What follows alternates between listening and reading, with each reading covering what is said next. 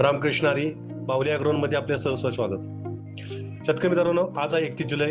मागील 24 तासांपासून राज्यामध्ये अनेक भागामध्ये एकसारखा पाऊस सुरू आहे. काही ठिकाणी 5-10 मिनिटं विश्रांती घेतो, तर काही ठिकाणी जोरदार पावसाच्या सरी कोसळत असताना आपल्याला दिसत आहेत. 26 जुलैपासून ते 30-31 जुलैपर्यंत मराठवाडा, विदर्भ आणि खानदेशामध्ये अनेक भागामध्ये चांगल्या पद्धतीचा पाऊस झालेला आहे. अनेक ठिकाणी पाणी साचलेले असून नद्या नाले मोठ्याने वाहू लागलेले आहेत. त्या 2-3 दिवसामध्ये पावसाने यंदा दुष्काळ पडणार नाही हा विश्वास मात्र सगळ्या शेतकऱ्यांच्या मनामध्ये निर्माण केलेला आहे. विदर्भ आणि या 4 विभागामध्ये म्हणजे नंदुरबार, शहादा, नाशिक परिसर, मराठवाडा या भागामध्ये चांगला पाऊस झालेला आहे.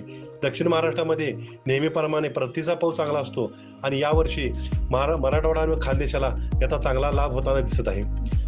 माझ्यावर 1% जरी विश्वास असेल तरी घाबरून जाऊ नका. सुपर अल निनोचा भारतावर फार मोठा परिणाम होण्याची शक्यता सध्या तरी दिसून येत नाहीये.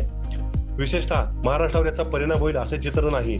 कालही मी सांगितलेले होते, विदर्भातील काही भागामध्ये सूर्यदर्शन होईल, दुपारनंतर काही ठिकाणी स्वच्छ वातावरण होईल. मात्र आज 31 जुलैला खानदेश, पश्चिम महाराष्ट्र व इतर काही भागामध्ये पावसाची स्थिती कायम राहणार आहे. पश्चिम महाराष्ट्र, सांगली आणि सोलापूर सोबत शहादा, नाशिक, छत्रपती संभाजीनगर, नंदुरबार या भागामध्ये लक्ष ठेवा. सध्या झालेला लो प्रेशर सिस्टीम आणि सायक्लोनिक सर्क्युलेशन छत्तीसगड ओलांडून परतीच्या दिशेने सरकत असताना आपल्याला दिसत आहे. त्यामुळे ढगांची हालचाल व वाऱ्याचा प्रभाव मात्र कायम राहणार असून त्याचा परिणाम विशेषतः खानदेशावर अधिक जाणवेल. उद्यापासून म्हणजे 1 ऑगस्ट पासून राज्यामध्ये उन्हाची उघडीप मिळण्यासाठी सुरुवात होईल. मात्र उघडीप मिळाली म्हणजे पूर्ण पाऊस थांबला असे काही नाही. काही ठिकाणी अधूनमधून सरी व स्थानिक पाऊस हा चालूच राहील. परभणी, बीड व आसपासच्या काही भागामध्ये 1 व 2 ऑगस्टला स्थानिक स्वरूपाचा पाऊस पडण्याची शक्यता आहे.